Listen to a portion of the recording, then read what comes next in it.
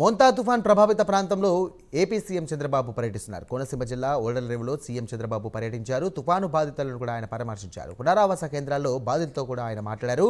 బాధితులకు అండగా ఉంటామని సీఎం చంద్రబాబు హామీ ఇచ్చారు.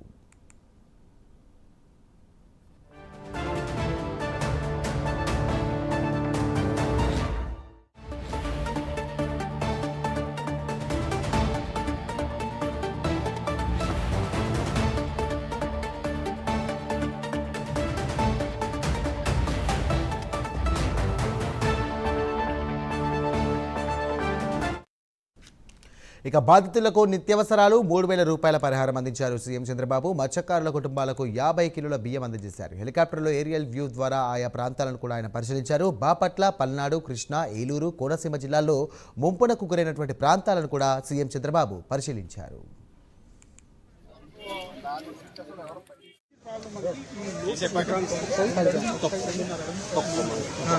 ఇప్పుడు వీళ్ళు కోత పోయాలంటే ఈ నీరు తొందరగా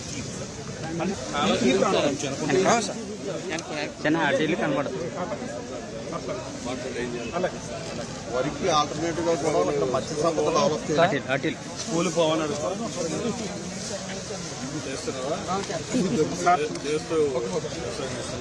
ఎవరైతే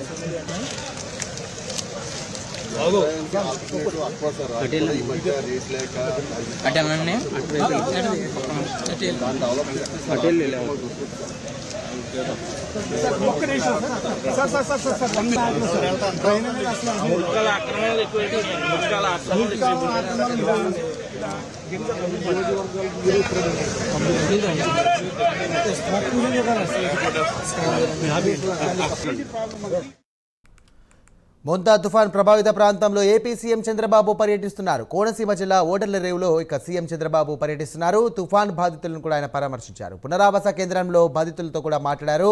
బాధితులకు అండగా ఉంటామని సీఎం చంద్రబాబు భరోసా ఇచ్చారు.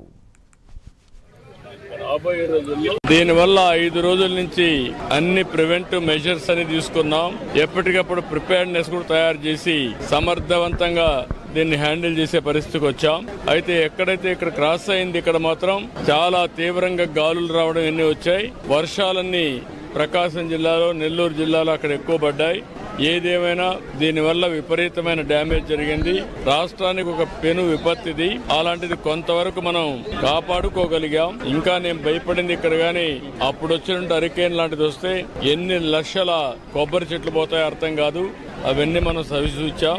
ఈసారి ఎక్కడా ప్రాణ నష్టం జరగలేదు.